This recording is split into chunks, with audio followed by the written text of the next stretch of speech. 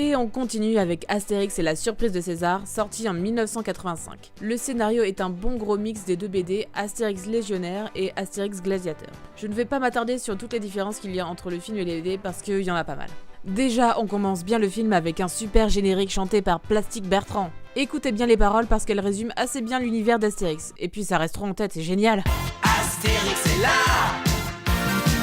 ça va faire mal, ça va cogner la bagarre. Astérix est là.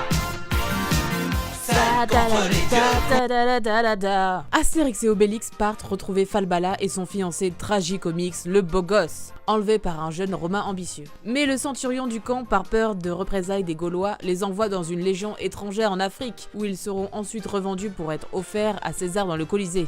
Oui, je sais, c'est un peu compliqué, mais bon.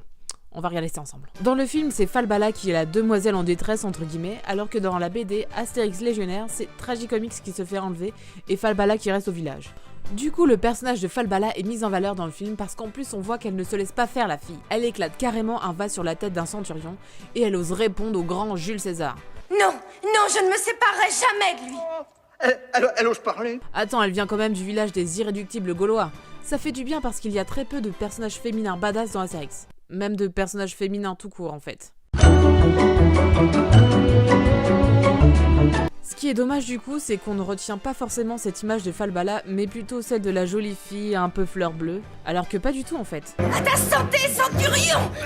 Revenons-en à Astérix et Obélix qui réussissent à retrouver le camp où Falbala et Tragicomix le beau gosse ont été envoyés. Normalement dans la BD, ils retrouvent et sauvent Tragicomix le beau gosse, mais le film aurait été bien trop court et c'est là que l'adaptation de la BD Astérix Gladiateur entre en jeu.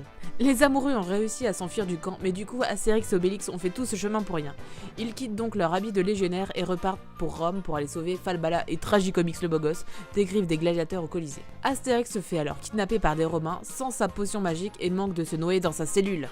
Mais Obélix vient le sauver et la seule réaction d'Astérix est ça. Obélix, il était temps que tu arrives. Il décide alors de participer au jeu du Colisée et Idéfix arrive à temps pour apporter la gourde d'Astérix. On se doute qu'il défonce tout le monde et César a bien les boules. Et tout est bien qui finit bien. Astérix et la surprise de César est le premier film Astérix produit par les studios Gaumont après la fermeture des studios Idéfix. Du coup, on voit bien la différence, notamment avec l'animation qui est plus jolie et plus fluide que les films précédents. Par contre, je trouve que les passages les plus drôles sont ceux qui sont repris directement de la BD. Tout le passage dans le camp d'entraînement des légionnaires est hilarant avec les clichés sur les nationalités. Silence! What he says? Qu'est-ce que tu dis? What he says? Qu'est-ce que tu dis? Je crois qu'il demandait ce que vous dire. J'ai dit silence! What does he say? Silence! Silence!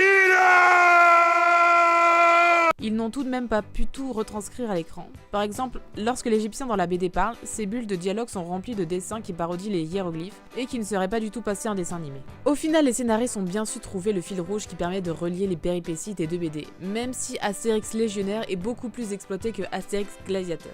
On voit qu'ils essayent de faire une intrigue plus complète et pas juste une suite de situations entrecoupées de chansons et de gags.